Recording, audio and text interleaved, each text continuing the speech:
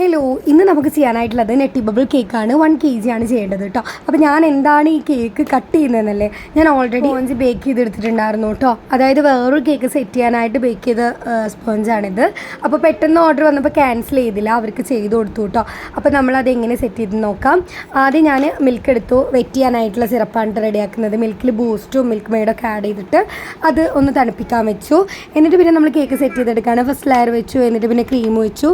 ക്രീമിൻ്റെ മുകളിൽ നമ്മൾ മിൽക്ക് മെയ്ഡാണ് ഒഴിച്ച് കൊടുക്കുന്നത്. എന്നിട്ട് പിന്നെ അതിലേക്ക് നമ്മൾ ആഡ് ചെയ്ത് കൊടുക്കുന്നത് ബദാമാണ്. ബദാമും അതുപോലെ തന്നെ ചോക്ലേറ്റും ആഡ് ചെയ്ത് കൊടുക്കണം കേട്ടോ. പിന്നെ കേക്ക് എനിക്ക് 2 ലെയറേ ഞാൻ ആക്കിയിട്ടുള്ളൂ. അതിൻ്റെ കാരണം എന്താണെന്ന് വെച്ച് കഴിഞ്ഞാൽ ഞാൻ ഓൾറെഡി ബേക്ക് ചെയ്ത് വെച്ച കേക്ക് ഞാൻ 2 ലെയറിൽ കുറച്ച് പരത്തിയിട്ട് ചെയ്യാമെന്നാണ് വിചാരിച്ചിട്ടുണ്ടായിരുന്നത്. അതായത് നമുക്ക് എൻ്റെ ഇന്നലത്തെ വീഡിയോ കണ്ടവർക്ക് അറിയുന്നുണ്ടാവും, അതിലൊരു സ്ക്വയർ കേക്ക് ഉണ്ട്. ആ ഒരു കേക്ക് ചെയ്യാനായിട്ട് ബേക്ക് ചെയ്ത് വെച്ച സ്പഞ്ചാണ് കേട്ടോ ഇത്. അപ്പോൾ അതുകൊണ്ട് തന്നെ നമുക്ക് 2 ലെയറൊക്കെ കിട്ടിയിട്ടുള്ളൂ. അതുകൊണ്ട് മാക്സിമം ഞാൻ ആ ഒറ്റ ലെയറിൽ നല്ല ഫില്ലിങ്സ് ആഡ് ചെയ്തിട്ടുണ്ടായിരുന്നു കേട്ടോ. പക്ഷേ വെയിറ്റ് ഒന്നും കുറയില്ല കേട്ടോ. വെയിറ്റ് നമുക്ക് കറക്റ്റ് ഒരു 1,250 അടുത്തിട്ട് ഉണ്ടായിരുന്നു. വെയിറ്റ് ഒന്നും കുറയില്ല, കാരണം നമ്മൾ അതിനനുസരിച്ച് ഫില്ലിങ് ആഡ് ചെയ്ത് കൊടുത്താൽ മതി കേട്ടോ.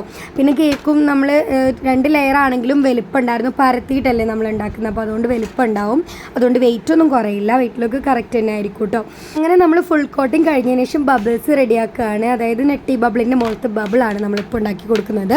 ഈ ഒരു ബബിൾ നമുക്ക് മിൽക്ക് മെയ്ഡ് വെച്ചിട്ട് ചെയ്യേണ്ടവർക്ക് അങ്ങനെ ചെയ്യാം. പക്ഷേ അതിനേക്കാട്ടിലും ഒന്നുകൂടി ബെറ്റർ ആവുക ഗനാഷ് വെച്ചിട്ടാണ് കേട്ടോ. അപ്പോൾ നമ്മൾ ഗനാഷ് വെച്ചിട്ടാണ് ഇപ്പം സെറ്റ് ചെയ്ത് കൊടുക്കുന്നത്.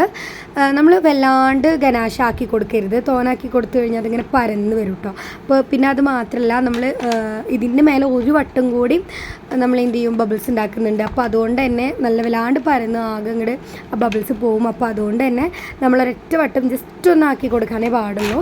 എന്നിട്ട് പിന്നെ അതിന് മേലെ നമ്മൾ ഇതേപോലെ ബൂസ്റ്റ് പൊടി ആക്കിയിട്ട് അതിൻ്റെ മേലെ ഒരു വട്ടം കൂടി എന്ത് ചെയ്യാണ്, ജസ്റ്റ് ഒന്നിങ്ങനെ ബബിൾസ് ആക്കി കൊടുക്കുകയാണ് ചെയ്യുന്നത് കേട്ടോ. അപ്പം ഇതാണ് നമ്മുടെ കേക്കിൻ്റെ ഫൈനൽ ലുക്ക്. ഇഷ്ടപ്പെട്ടാൽ ലൈക്ക് ചെയ്യുക, ഷെയർ ചെയ്യുക, സബ്സ്ക്രൈബ് ചെയ്യുക, നിങ്ങളുടെ അഭിപ്രായങ്ങളൊക്കെ കമൻറ്റ് ചെയ്യുക. അപ്പം അടുത്ത വീഡിയോയിൽ കാണാം.